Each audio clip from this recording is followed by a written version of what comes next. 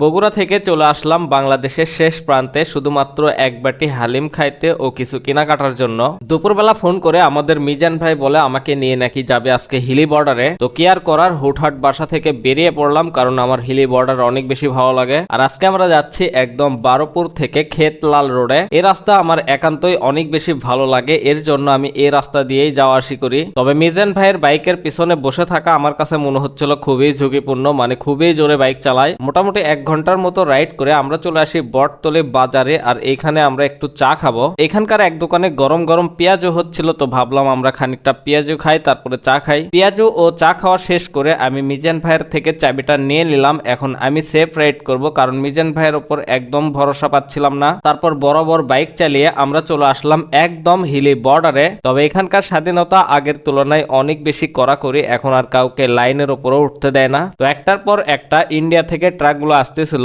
এই জিনিসগুলো দেখে আমার ভালোই লাগতেছিল। এছাড়া বাংলাদেশ থেকে আবার ইন্ডিয়ার অনেক মানুষই ইন্ডিয়াতে ফিরে যাচ্ছিল। এই বর্ডারের পাশেই দেখতে পেলাম একজন কাকা একদম নরম পেঁপে বিক্রি করতেছে। তো কাকাকে বললাম এগুলোকে মিষ্টি হবে? কাকা বলল হ্যাঁ অনেক মিষ্টি। তো খাইলাম, একদম সেই মিষ্টি ছিল। হিলি বর্ডার দেখা শেষ করে আমরা চলে আসি হিলি বাজারের মধ্যে। আর এই বাজার থেকে মিজান ভাই একটি ভালো মানের ব্লেন্ডার কিনলো, কারণ এই ব্লেন্ডার গুলো সব জায়গাতে পাওয়া যায় না। শুধু তাই না, এখানে আরো বিভিন্ন ধরনের কিছু জিনিস দেখলাম, প্রত্যেকটি জিনিস দেখে আমার খুবই ভালো লাগছে। কেনাকাটা শেষ করে আমরা খুঁজতে বের হলাম এইখানকার একটি ভাইরাল হালিমের দোকান। তো সবাই বলতেছিল যে হিলি বাজারের এই দোকানটি নাকি হালিমের জন্য অনেক বিখ্যাত। তো খেলাম, মোটামুটি ভালোই লাগলো। এই হালিমগুলো তৈরি করা হয় মূলত খাসির মাংস দিয়ে। হালিমের পাশাপাশি এইখানকার চাও ছিল অনেক মজাদার, তবে দোকানের নামটা জানি না। যদি নাম আপনাদের জানা থাকে অবশ্যই কমেন্ট করে জানাবেন। তো এই ছিল আজকের ছোট্ট ভিডিও, দেখা হচ্ছে নেক্সট ভিডিওতে। আল্লাহ হাফেজ।